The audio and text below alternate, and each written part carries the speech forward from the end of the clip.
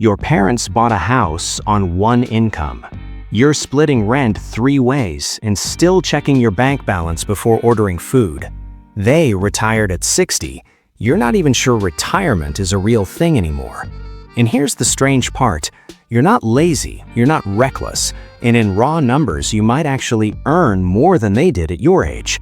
So why does it feel like you're falling behind? Because something changed. Not suddenly, not loudly, quietly, over decades, in ways almost nobody noticed while they were happening.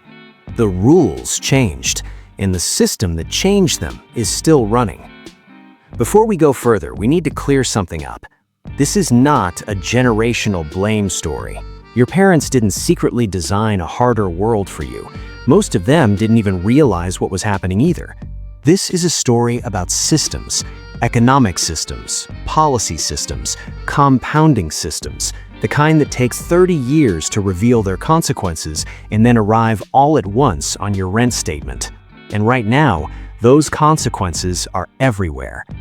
In the past, a typical home cost only a few times the typical yearly income. Today, in many places, it costs several times more than that. That's not inflation. Inflation would have moved both numbers together. This is structural, and structural problems don't fix themselves. For most of the 20th century, there was an unwritten agreement inside the economy. When productivity went up, wages went up. If companies produced more, workers earned more. For about 3 decades after World War II, that deal actually held. Then, in the late 1970s, it quietly broke. Productivity kept rising, but wages for the typical worker barely followed.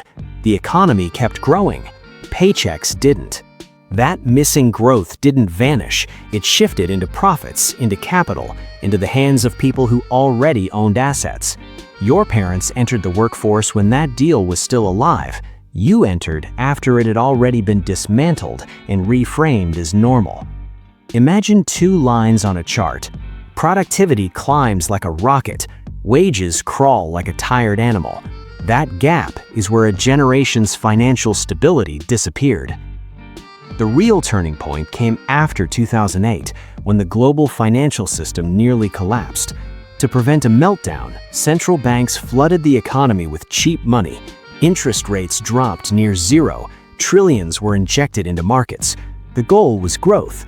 But cheap money doesn't spread evenly. It flows first to people who already own assets. When borrowing becomes cheap, they borrow more. When they borrow more, they buy more. Property, stocks, businesses, prices rise, wealth rises, and the people who already own assets get richer simply because they own them.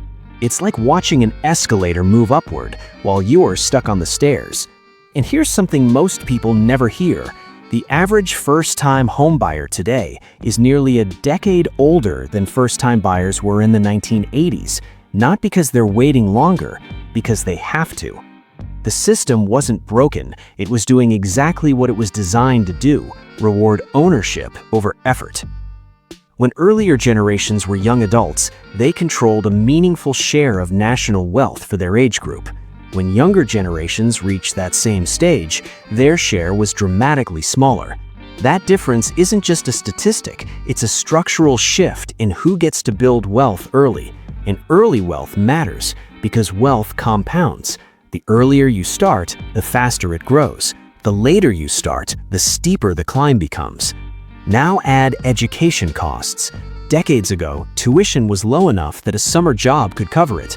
Today, many graduates enter adult life carrying tens of thousands in debt before they earn their first paycheck. The race didn't get harder, you started further behind. Economists call this front-loaded disadvantage, a system where the obstacle appears before the starting line.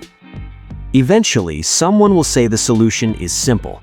Invest early, buy index funds, let compound interest work. And technically, that advice is correct, but it assumes something crucial, that you have money left over. That assumption used to be reasonable when incomes covered living costs. Today, for many people, housing alone absorbs a huge share of income, and when survival consumes your paycheck, nothing is left to compound.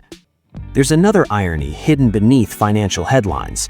A small percentage of people own most of the stock market, so when markets hit record highs, it doesn't mean everyone is winning. It means the people who already had chips on the table are winning faster. The market didn't leave you out, it was never built for you. Official inflation numbers often show modest increases, but they mainly track everyday goods. They don't fully capture the costs that shape real financial stability: housing, education, healthcare. Those costs have risen faster for decades, so policymakers see stability while individuals feel pressure. Nobody is necessarily lying, the measurement just isn't measuring the full picture. And when systems respond to incomplete measurements, they solve the wrong problems. Picture an entire generation running uphill while the ground itself tilts against them. That's what structural pressure feels like. Lower homeownership among younger generations means slower wealth building. Slower wealth building means less financial security later in life, and that leads to a future where either people work far longer than previous generations did, or society faces a retirement crisis unlike anything in modern history. We're only about 15 years away from discovering which path we're actually on, because we've never run this experiment before. An entire generation entering adulthood with higher debt, higher costs, and lower asset ownership all at once. And this is the part nobody wants to say out loud. So why do young generations feel poorer than their parents? Because in measurable, structural ways they are. Not because they failed, not because they made worse choices, but because they stepped into an economy where wages stopped tracking productivity, asset prices accelerated beyond reach, education became a financial barrier, and official statistics stopped reflecting lived reality. Their parents weren't smarter, they were earlier. What happens to an economy when an entire generation cannot accumulate wealth? When they can't buy homes, can't invest, can't retire on time, and can't pass stability to the next generation? We don't know, because this has never happened before. But history is clear about one thing: systems can stretch for years, they can look stable, they can appear permanent, until suddenly they aren't. And when that moment comes, the story won't be about why young people felt poor. It will be about what happened when they realized they were.